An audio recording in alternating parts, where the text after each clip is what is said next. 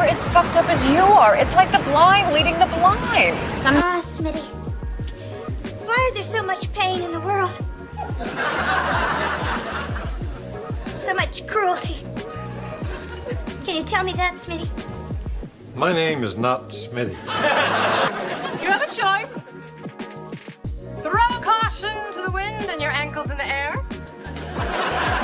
Or if you've ever listened to anything you've ever said, you'll tell the man adios. So this is what it feels like to be right. I like it. Hello, everyone, and welcome back to Chit Chatting with Molly Claire Goddard, episode 2. I'm so excited. This is going to be one of our first deep dives, so I won't be too long in the tooth right off the bat. I'll kind of just get to it because, I could drone on for an hour about this topic that we're going to talk about today, but hey, don't we all kind of get tired after like an hour of the same podcast? I'm kind of like, okay, I get it. So we're going to keep this like a very cool 35, you know? Also, terribly sorry if you hear any music that I hope I don't get sued if it plays in the background because my mother, the beloved Steph, is watching Netflix's Building the Band downstairs. And yeah, she's not turning that shit down. She is loving it.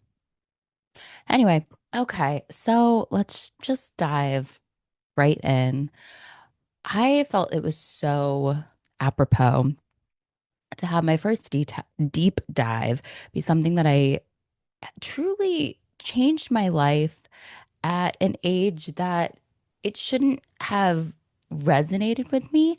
It really shouldn't have even been presented to me. But thank God it was, because I truly think it made me who I am today. So the first Chit Chatting with Molly Claire Goddard deep dive is Sex in the City. Now, there are so many offshoots of the entity that is Sex in the City. I'm going to be saying a lot of my thoughts on where it is now. We'll get to that later. But I thought we would start off right where it began and, you know, with the woman who started it. So, Sex in the City was originally a column that Candace Bushnell wrote for, I believe it was the New York Star, which is so funny because I feel like that is so, I don't know, it is so resonant for me. I love that she was like writing for this publication. Um, and basically in 1990, so she had the column started in 1994 and it ran all the way until 1996. However, in 1996, her book was optioned to basically all of her articles were optioned for a book that is now what we know as Sex in the City. Now, this is kind of a funny tidbit about actually, there's a couple things that I just found really interesting. Um, so she claims that she ended up writing because people think, I mean, she so is Carrie, obviously, but she basically says that she carries like her alter ego. So that like when her parents read her articles, they wouldn't realize that she was really talking about her own life and, you know, the things that were going on in her own life. Um, and you know, it's really funny. I love the book so much. It is such, if you love the show Sex in the City, and you haven't read the original book, I feel like people will be so surprised by how it's set up because I feel like people think it's such a direct copy and there's so many differences and it's really, it's like these little vignettes um, and they're so interesting and they're really gritty. Um, and it's fantastic. So definitely go back to the source material. Um, Also, and I read this. I'm not sure if it's true. I'll have to ask Candace because I've gotten to meet her a few times, gotten to interview her. She is such a fabulous, amazing, um, just incredible person. Um, so she was interviewing Darren Star. Now, Darren Star and Michael Patrick King are the creators of the original HBO series. So apparently she was profiling him for Vogue, according to this article. Um, and he was kind of so taken with her and her, column in her life. And that was his, big light bulb moment of, okay, we need to option this. Um, so they filmed the pilot in 1997.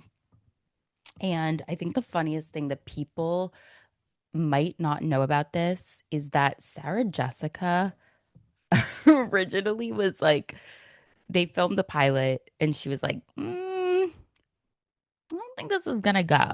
I don't really like this. So here, I'll read a quote that she said about her initial reaction to the pilot. I hated the look.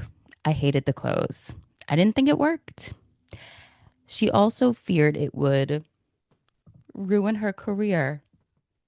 Wow, wait, interesting. Um, she even offered to work on three other HBO. This is bad.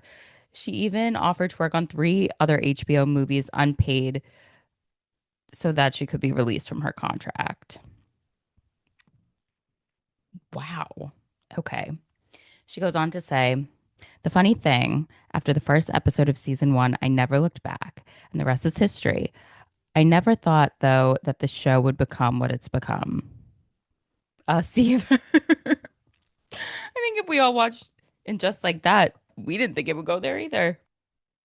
Anyway, just a little tease of my thoughts on that.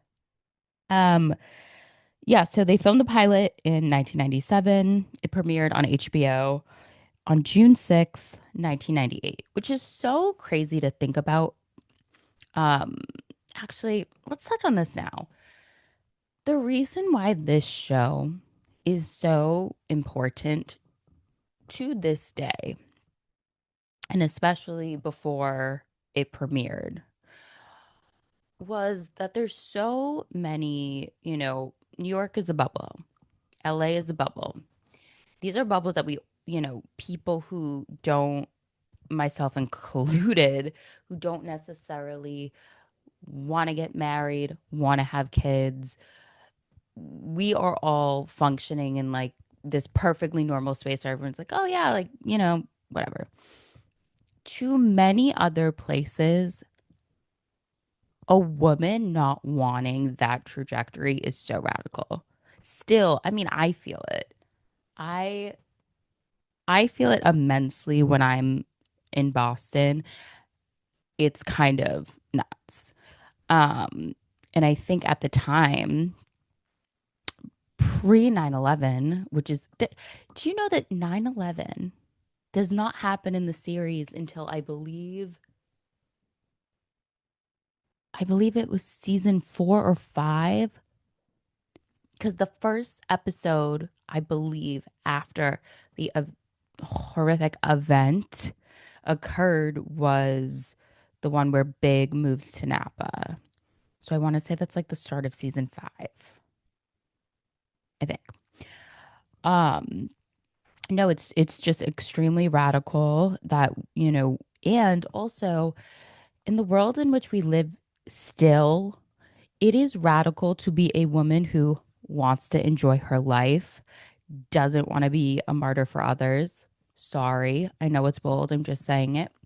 And, wants to dress fabulously, live fabulously, have multiple men on the roster.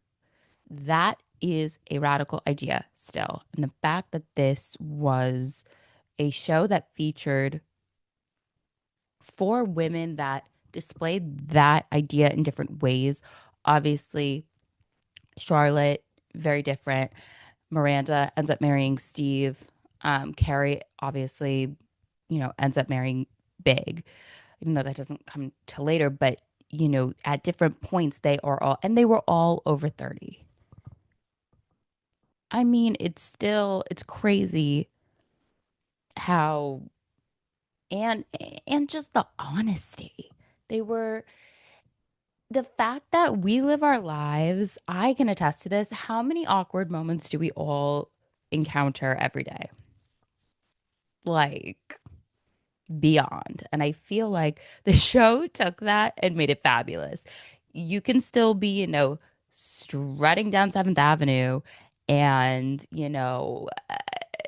looking like the hottest shit on the block, and then, have the most embarrassing moment of your life within the span of 5 minutes. That is just how life is. And I feel like it perfectly encapsulates that. So, just saying, to me, my personal opinion, that's why it's so major. Um, okay, so let's see. This show won a ton of awards. Let's see. Over the course of 6 seasons, it won 50 Primetime Emmy Awards. Oh, not, excuse me. It was nominated for 50 Primetime Emmy Awards, won seven, two for outstanding casting for a comedy series, one for outstanding costumes, another one for outstanding comedy series, um, for directing, one for Sarah Jessica Parker for lead actress in a comedy, and one for supporting actress in a comedy series, Cynthia Nixon. I don't know if I'm missing this information, but did Kim Cattrall only win a Golden Globe for Samantha and not the Emmy? That sounds wrong, but maybe. Okay. Okay. The show was also nominated for 24 Golden Globe Awards, won eight, three for Best Television Series, Musical or Comedy. Such a weird category. Have they changed that? I don't think they have. Four for Best Actress, Television Series, Musical or Sarah Jessica, one for Best Supporting Actress, Kim Cattrall. Okay, so Cynthia won the Emmy, Kim won the Golden Globe, and then Sarah won both. Interesting. Okay, wow. I mean, it really did its thing. Now, okay, let's get to the meat of it all. The Kim versus SJP feud. Now, this is really hard for me. Um, I love them both. Love them both. I truly, well, actually, I can't decide. I'm siding with Kim. Um, but so basically, according to them from certain interviews, also insiders, allegedly not insiders I know, just in the ethers. Allegedly, what went down was that, toward the end of season two, Kim and SJP, the tension kind of started flaring because Kim, now, I'm sorry, Sex in the City is an ensemble show. I, it follows Carrie, but I would say that the three other ladies have just as much screen time as she does. So listen to this carefully. So Kim wanted to be paid the same amount as SJP, or maybe not the same amount, but, a significant amount. Now, here's the thing. Sarah Jessica had an executive producer credit on the original series that the other girls did not have.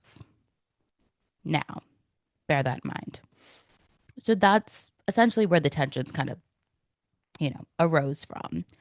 Um, Now, this all she kept. So the series ends in like 2004, I believe. Yes, 2004. And, the movie comes out in 2008. Perfect, spectacular first movie. Kim returns. First movie, she's there. We love it. Incredible. Second movie. Now, a lot wrong with the second movie. But, you know, how old was I when that one came out? It must have been like 2010, 2011. I was young, but I was there, honey. I was in that theater. Um, Kim returned. Okay. They did give her pay bumps. However, in I believe it was 2016, there was rumblings of a third movie. However, Kim allegedly, Kim was shown a script. Allegedly. According to people, she read the script, didn't like it. Apparently, she didn't like one, the fact that they were going to kill Big in the movie. I agree. We'll get to that. We'll get to that. And also that apparently, allegedly, there was going to be a storyline where Brady like sends her unwanted nudes, and she was like, y'all have jumped the shark, I'm out. Now, looking back on that, aren't we all going, Kim was right? Actually, in the light of 2025, don't we think Kim was right on like a lot of things? I love me some SJP, but I'm just saying. Just a thing to think about.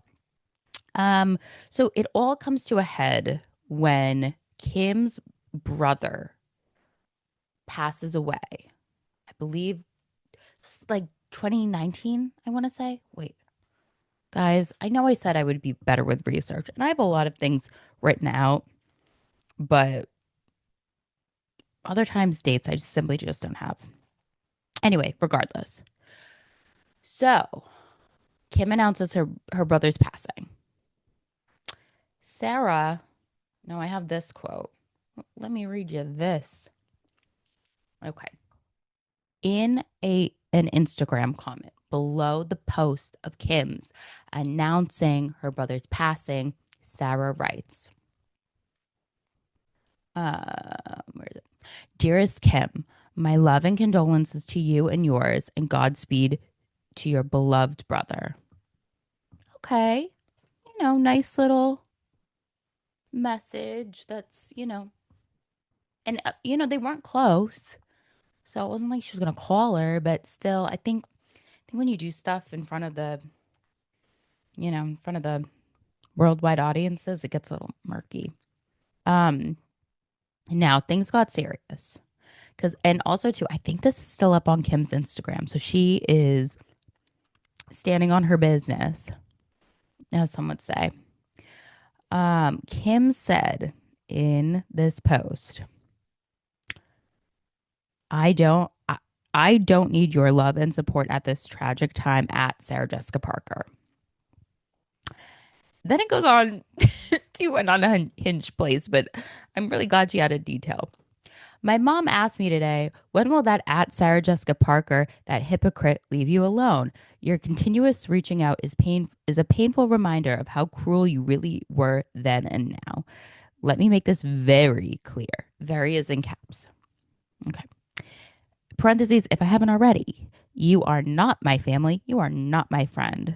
So I'm writing to tell you one last time to stop exploiting our tragedy in order to restore your nice girl persona. Wow. Wow, wow, wow, wow.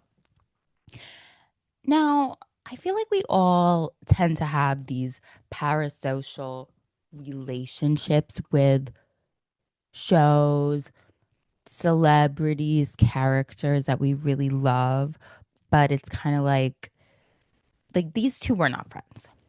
Okay? They simply weren't.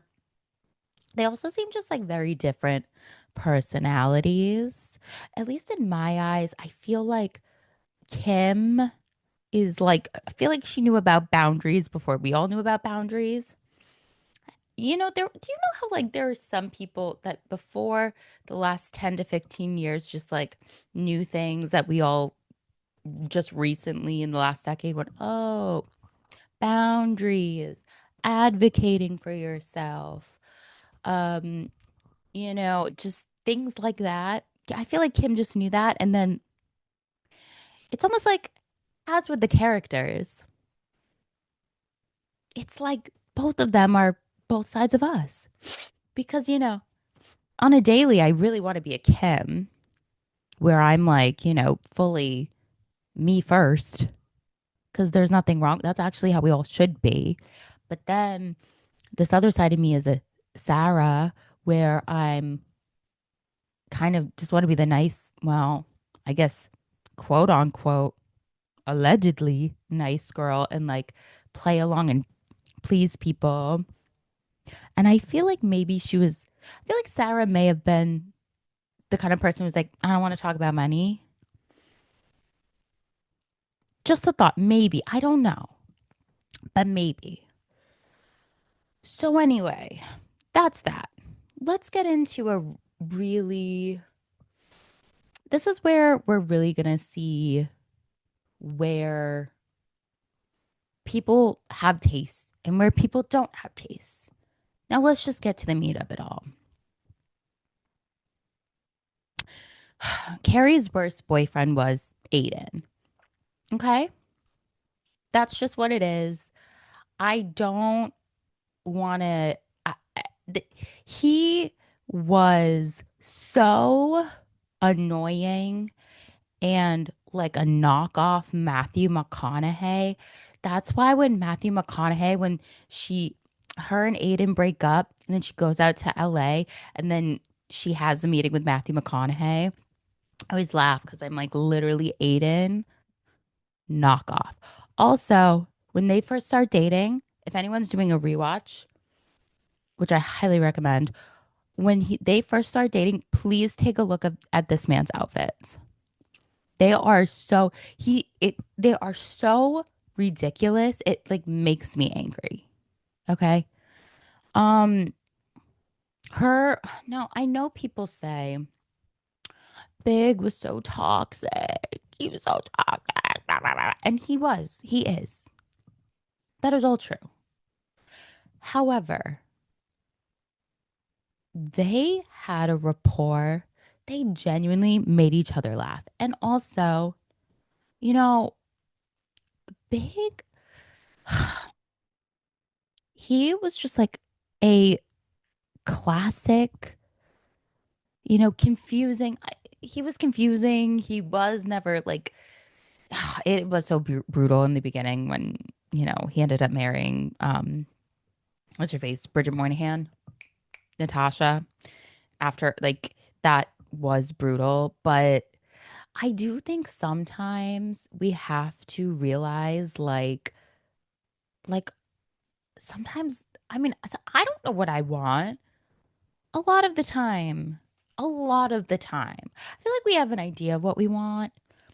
And then to kind of, okay, this is a little controversial, but I'm just going to say it.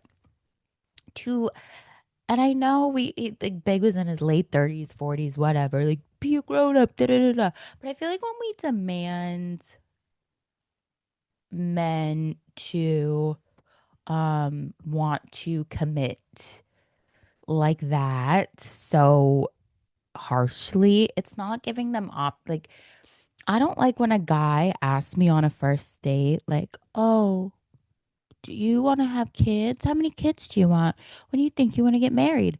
What a fucking buzzkill. Like, I feel like there's a certain thing to be said about enjoying. Like, I genuinely feel like Carrie and Big enjoyed each other's company. And a lot of the time when they were together, it was really in the moment. Now, he fucked up so much. Leaving her at the altar. There was another thing he did. I don't know, but mark my words. If Big was still with us, which in my mind he is, and just like what? I mean, and just like that is not part of the canon for me. Um, she would still be with. If Big's breathing, Aiden's not. around for Carrie. Okay. I know we had that stint at the market in Abu Dhabi, like, but he's always second banana. Okay. I would take, actually, you know who I would like to see return? Where's the politician guy? That hot politician she dated, I think it was season 2 or season 3. Oh my God, bring him back. That would actually, writers of, and just like what? Um, Maybe an apropos storyline to look into. We need to get Carrie single again. Okay, I guess this is our segue. Ugh. Okay, and just like that, which I am calling in just like what, is so it's really proven that we've reached a point where nothing is good anymore. That's why I think I have such a hyper fixation on things that I actually do classify to be good, because we don't really have like good quality things in this day and age. And just like that is proof of it. It's No, I will say the only good thing about that show is who's the character? She's great. She's not They need to write her better, but Seema. She is such a good representation of like she said something in one episode about when she was like, oh, her and Carrie were gonna rent the summer house, but then she got back with Aiden, and then she's like, she said something. Go look up the scene. I can't remember, but it's really good. Um, I just feel like, and just like that betrays everything we knew about these characters. Number one, why can't Carrie date in her 60s, wherever she is right now, 50s? Like, why did she have to get back with Aiden? Why did she have to be with only, like, I don't get this. Also, the story, like, he needs to get a job. Does he have a job? Because he's so just like, oh, lying around in her. That's the other thing that enrages me. She is saying it's our house to this gorgeous Gramercy Park house. Oh, come to our house that she bought with her dead Big's money, that she's now gonna have Aiden live in, which she's not even gonna live there because he's got kids in, the also too, if you're gonna be in West Virginia, you know how he okay, if you're watching, basically one of Aiden's kids is like a little ticky boom. And like, don't have him live in West Virginia. You want to keep him out of trouble? Don't live there. Anyway. Um, so I just think, and then Charlotte to me feels like something's wrong. Like I feel like we're gonna find out. Well, I don't even know because the writing, I don't know, but Charlotte doesn't make sense to me. Did you guys see the recent Vertigo storyline? It was bizarre. Her kids are mean. She needs to have an affair. Sorry, Harry. I need more for. Oh my God. The guy, you know what storyline I am loving though? Seema and that hot guy that is planting Carrie's flowers or whatever, doing her remodel of her yard. That's hot. Love. Yeah, I just need Carrie to date again. This is beyond the pale. I also think that they're not rewatching back like LTW's dad dying twice. That is just where we are. That's where we are in everything right now. We're just not checking our work. Okay. Just saying. And then Miranda, what is left of Miranda? Like that character is gone. That character is no longer with us. I don't know who this is. This is someone completely different. So yeah, that's that. And don't even get me started about the Che Diaz of it all. We're just gonna leave that unspoken. Um, okay, now let's just get to the question that everybody's gonna like asking themselves the whole episode, I'm sure. Which one of the girls am I? Okay. Uh, I don't know. I feel like when back in the day, because full transparency, I started watching Sex in the City when I was in the sixth grade. Mm-hmm. Mm-hmm. Actually, had a group of friends in middle school. One of us was Samantha, one of us was Charlotte, one of us was Miranda, and of course, I was Carrie, I guess. I don't really, mm, I guess maybe, but not really. Um, yeah, walking around the halls of a middle school talking about Sex in the City. That was me. I think now I'm definitely, because listen, I'm neurotic as hell. Okay. But I'm also extremely outspoken, fun, fabulous. So I would say I'm like a mix of Samantha and Carrie with a dash of Miranda. Because you know I'm kind of cynical, but I think I would get that on the Carrie side. I am not at all like Charlotte. Never been like Charlotte. Never. No, I don't think that is in my sphere at all. Um. So yeah, I mean, This is just such a love letter to the show. I'm rewatching it right now, and I think some of my favorite moments are like, I think I know this is so weird. I think the Fleet Week episode, that's one of my favorites. Um, I love the whole storyline of Trey not being able to, get it up. He can't get it up. Um, I'm trying to think back. There's just so many. It was such a brilliantly written show. And the more I've researched it, I guess that, the at the time, the women in the writers' room, it was created by two gay men, but they had a lot of women who were that age in the writers' room. So it was really they were writing on their true experiences. Um, and that I just think that's the coolest thing ever. And I don't know who's in the writers' room now, but we should just maybe take a look. Um, oh my God, Samantha in the swing. Remember she meets that guy at the bar and he's like, "Oh, do you want to swing?" And she's like, "With other couples?" And then they get back to that apartment and it's like he has like an actual swing. And she's like, "Oh my God, like let's go." And then he's like, "Oh, you got to get your AIDS test." And then she's so scared. Love it. Love it. What else? Um, oh, Carrie eating the Chinese food when her and Big are having the affair. And then Natasha walks in and then Natasha falls flat on her face. And then Carrie has to bring her to the hospital. See, that was some good stuff. Who else did Carrie?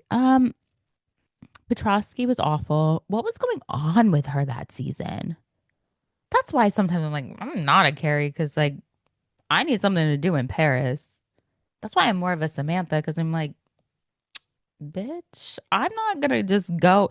I'm just sitting in that cafe, who doesn't love to sit in a cafe by themselves? But girl had nothing to do. Even now and in just like that, I'm like, I know she had that podcast gig, which was interesting, but now she's really got nothing to do. Hmm. Um, yeah, so anyway, I hope you all are enjoying the first deep dive. Um, I promise next week we'll have a guest, but I'm really trying to get my feet wet and like back into just having it be me. Because as you all know, my hero, Wendy Williams, if she can sit in a purple chair every day and talk to the audience, just her, that's a talent I would like to possess. and hopefully keep you all engaged for, 35 minutes. That would be ideal. So anyway, I'm trying to think, is there anything left out? I really don't think so. Oh, maybe I'll do, okay, before I go. Favorite love, favorite like boyfriends of each character. Okay. Samantha, Smith Jared. If I were to rank, Smith Jared is actually the best partner anybody's ever had on that show. Okay. Period. Smith. Although Richard was funny. That was like a funny moment with Samantha and Richard. Um, Miranda. Remember her neighbor right before her and Steve get back together? I liked him. He was the sports doctor. I liked him. Hmm. Um, but also Steve. I liked Steve. Charlotte, Harry, of course, but it's getting old. We need to mix it up. We need to have an affair. Okay. Who else did Charlotte? The guy that she who would call her up, you fucking bitch, you fucking whore, and he wouldn't realize it while he was. uh, that was a good one. Okay. Well, anyway, Lee, I first of all, too, I want to say all the love on the first episode was so great. I'm like really happy to be back doing this. I hope you all are enjoying while you're going about your days, getting your shit done. Hopefully, I can just be with you to, giggle, laugh. And yeah, this is going to continue. And I think next week we will definitely have a guest. I won't say who it is yet, but it'll be really, really cool, really fun. And, anyway, guys, have the most incredible week. And I will see you later. Ta ta.